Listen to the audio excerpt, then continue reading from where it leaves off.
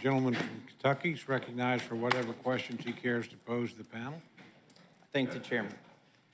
There's been a lot of discussion in the media about whether this reduces spending or caps spending, or if it does not do that. So I want to get to the bottom of that. The president said in a tweet, "It is an important step forward that reduces spending."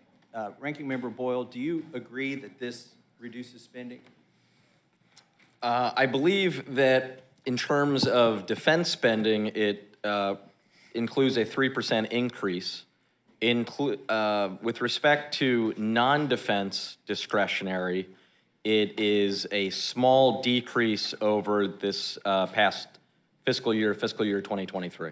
Thank you. Mr. Estes, do you think this bill reduces spending or will cause a reduction in spending? This bill will cause a reduction in spending based on the budget caps. Ranking Member Thompson, do you believe this is going to reduce spending or cause a reduction? You do? I'm sorry. I do.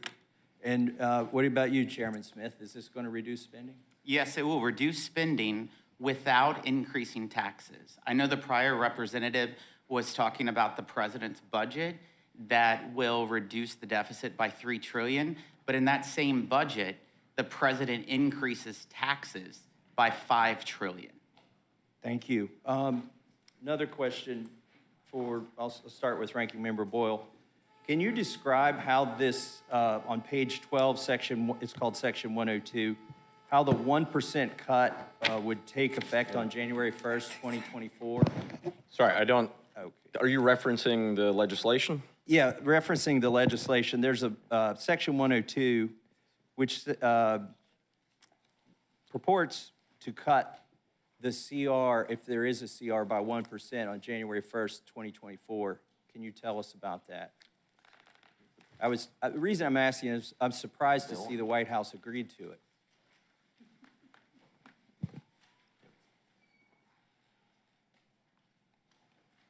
I don't mean to put you on the spot. I did not.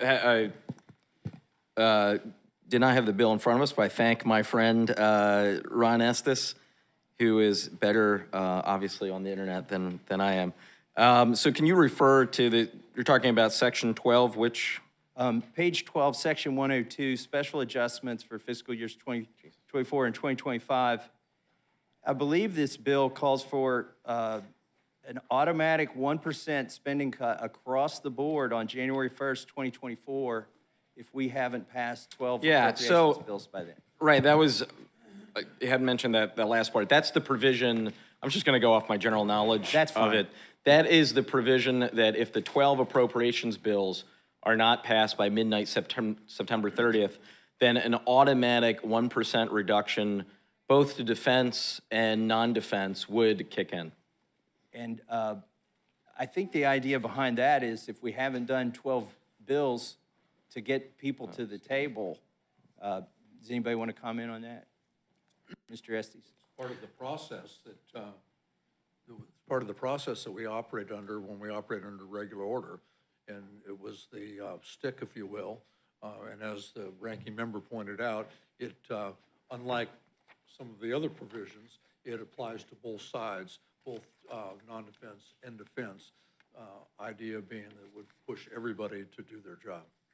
That's the remarkable thing to me about that provision of this bill, that Republicans and Democrats came together for once, and instead of saying, I'll increase military if you'll increase these social programs, they said in this deal between the president and Speaker McCarthy, if you're willing to put your priorities on the line, we're willing to put our priorities on the line as a tool to drive us all to the table to do our job that we haven't done in full since 1997. The Budget Act of 1974 tells us, Congress, to go through this process where we now are supposed to pass 12 separate bills. And we used to do more of that when I first got here, and then we've almost sort of given up on it. What I always appreciated about that process when I first got here, and I'm going to implicate my own party in this, but When I first got here 10 years ago, we had an amendment process on the floor on all of the 12 appropriations bills where Democrat, Republican, you could walk up to the clerk, hand a handwritten amendment, as long as it cut spending, as long as it didn't increase spending, those were in order. And that was a wonderful process, I thought. Now, we didn't see it to conclusion. We didn't get the Senate to agree with those. Like I said, 1997 is the last time that happened, and I wasn't here at the time. I'm wondering if anybody in the room was. But since then, we've never even got to a third of them done. And when I say done, I don't mean just in the House. I mean passed in the Senate and signed into the law by the president. Now, implicating my own party in this, when we went from John Boehner to Speaker Boehner to Speaker Ryan, we dropped the amendment process. And the other requirement for those amendments is they had to be germane. You couldn't offer some pork belly thing in the bill and it couldn't increase spending and it had to be germane. I'm glad that we're going to get back to that. The question for us, though, is the Senate going to come to the table? And again, my criticism is bipartisan here when I talk about the Senate. I think we can all appreciate that. They're the real enemy most of the time, not the other party. Yes. So the question is, are they going to come to the table? And so the remarkable thing to me about this 1%, where everything is cut, if people haven't done their jobs by then, is that it applies to the Senate too. Like the Senate is going to, I hope, is going to feel some pressure to work on 12 bills. Instead of sending us a giant omnibus bill the day before the government funding runs out and saying, pass the Senate version or the House will be responsible for the shutdown. Assuming that we do, I think we're going to get to 12 bills here in the House. And I think we've been promised an open process where we can all offer amendments. And I know that puts a lot of people in the crosshairs because there's some things we don't always want to vote on, but up or down you vote, and then the bill comes out, and we'll send those to the Senate.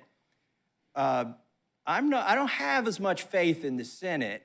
Again, it's just not pejorative with respect to the party that controls the Senate.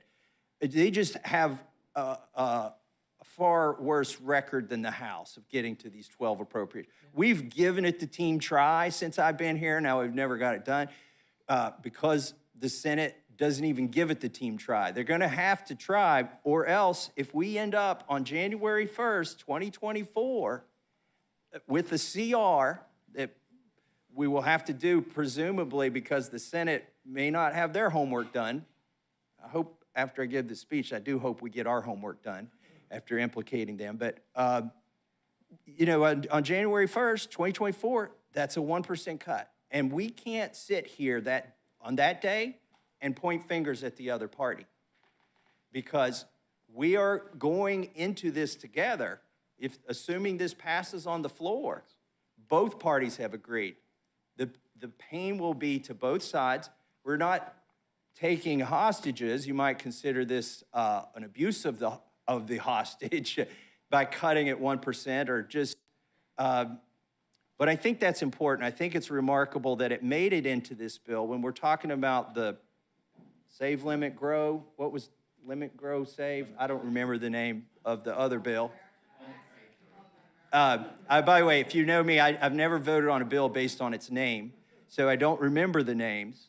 But while we're talking about differences, and I know a lot of people are disappointed, a lot of Republicans, maybe not Democrats, but a lot of Republicans are disappointed that many of the provisions in that bill, if not most of the provisions in that bill, did not make it into this bill.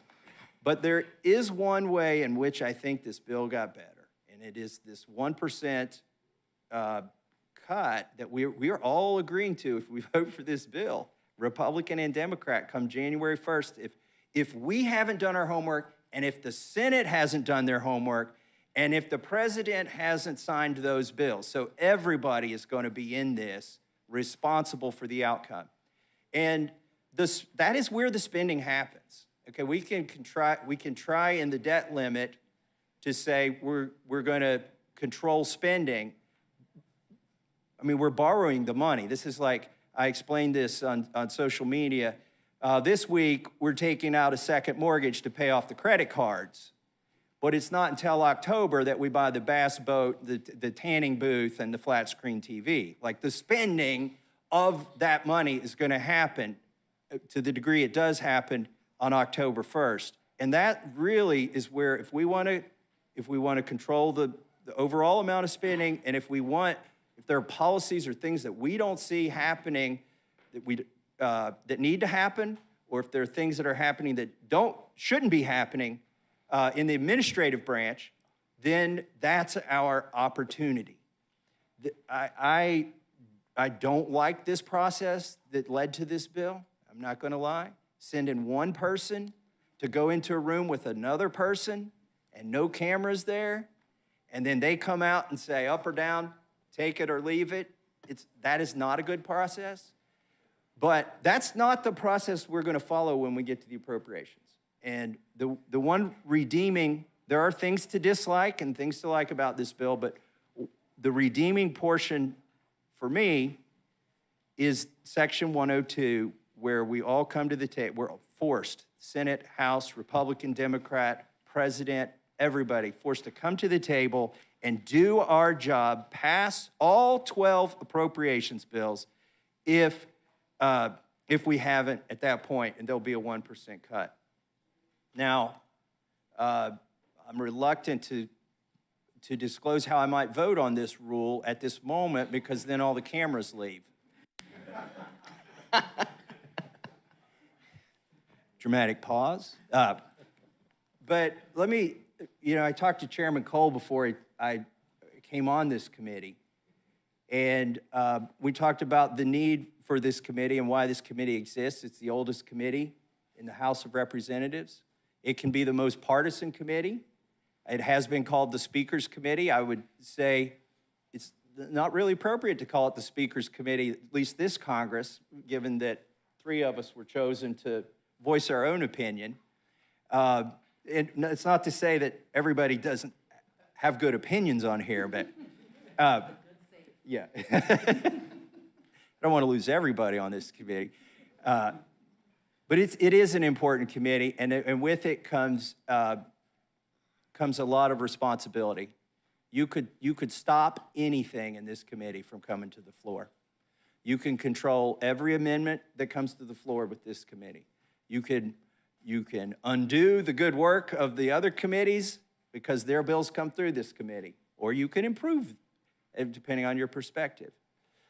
But my interest in being on this committee was not to imprint my ideology.